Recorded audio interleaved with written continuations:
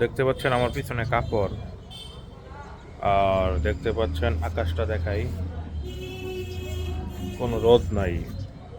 আমার পিছনে কাপড় শুকাইতে দিয়েছি, কিন্তু আকাশে কোনো রোদ নাই, আছে কুয়াশা। কুয়াশা পড়তেছে, যেটা ক্যামেরাতে ভাসতেছে না। তো কাপড় কিন্তু রোদ্রে দেওয়া হয়েছে। আসলে শীতের দিনে যেমন সুবিধা আছে তেমনই অসুবিধা আছে, ঠিক আছে? শীতের দিনে যখন এরকম কুয়াশা পড়ে প্রায় 10 দিন, 15 দিন, 20 দিন, 25 দিন পর্যন্ত কোনো রোদ ওঠে না, কোনো রোদ ওঠে না, তখন সেটাকে আসলে মানে তখন হচ্ছে আমরা মানে কাপড় চোপড় শুকাইতে খুবই অসুবিধা হয়। আর যারা বিশেষ করে কাপড় কেনার সামর্থ্য আল্লাহ পাক ওইরকম ভাবে দেয় নাই, কিন্তু তাদের কি অবস্থা হয় দেখুন।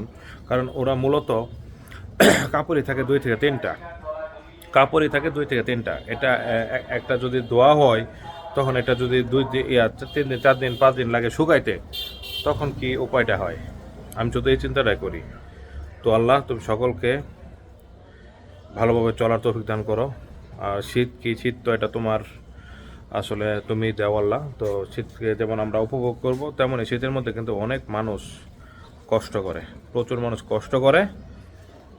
তার একটা প্রমাণ আমি দেখাইলাম, জাস্ট ওই যে কাপড় নাড়া একটা উদাহরণ দেখাইলাম। এই যে আমরা যে কাপড় নাড়ছি, যে আমার যে কাপড়টা বর্তমানে আছে, এটা আজকে প্রায় 4 দিন, আজকে 4 দিন যাবৎ শুকাইতেছে না। একই কাপড়, একই কাপড়, কাপড় আরও বাড়তেছে। দৈনিক গোসলের পরে যে কাপড়টা বাড়ে, একই কাপড় বাড়তেছে, একই কাপড় কিন্তু বাড়তেছে, কিন্তু শুকাচ্ছে না। এখন রোদ আবার কবে উঠবে জানি না, রোদ উঠলে আর পরে শুকাবে।